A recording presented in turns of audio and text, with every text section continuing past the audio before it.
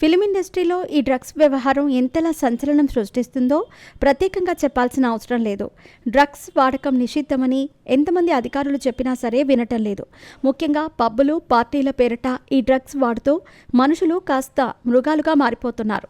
ఇదిలా ఉండగా ఒక హోటల్లో డ్రగ్స్ వినియోగిస్తున్నట్టు సమాచారం అందుకున్న పోలీసులు ఆ హోటల్పై డ్రగ్స్ రైడ్ నిర్వహించగా ఉలిక్కిపడ్డ నటుడు ఏకంగా హోటల్లోని 3వ అంతస్తు నుండి దూకి పరారయ్యాడు.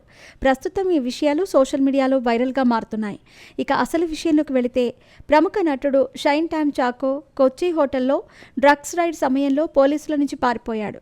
3వ అంతస్తు నుంచి స్విమ్మింగ్ పూల్లోకి దూకి తప్పించుకున్నట్లు పోలీసులు తెలిపారు. ఇకపోతే గతంలో నటి విన్సీ అలోషియస్ షైన్ డ్రగ్స్ సేవించి సెట్లో ఇబ్బంది పెట్టాడు అని ఫిర్యాదు చేయగా దీనిపై అమ్మ విచారణ కమిటీ నియమించింది.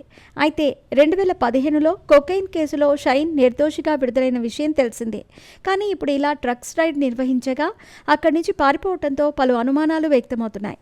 ప్రముఖ మలయాళ నటి విన్సీ సోనీ అలోషియస్ ఒక సినిమా సెట్లో షైన్ టామ్ చాకో తనతో అసభ్యకరంగా ప్రవర్తించాడని తెలిపింది.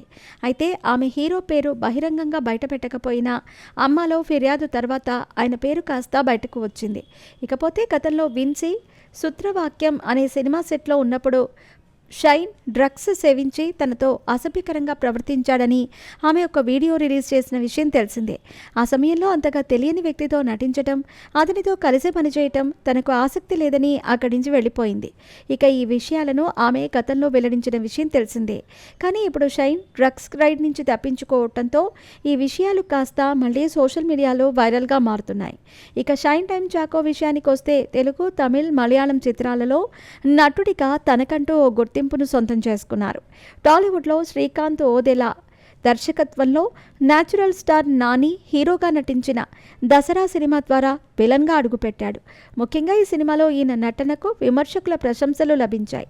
ఇక తర్వాత రంగబలి, దేవర, డాకు మహారాజ్, రాబిన్ హుడ్ వంటి చిత్రాలలో నటించారు. ఇక ఇన్ని అద్భుతమైన చిత్రాల్లో అవకాశాలు వస్తున్న సమయంలో ఇలా షైన్పై డ్రగ్స్ ఆరోపణలు రావటం చర్చనీయాంశంగా మారింది.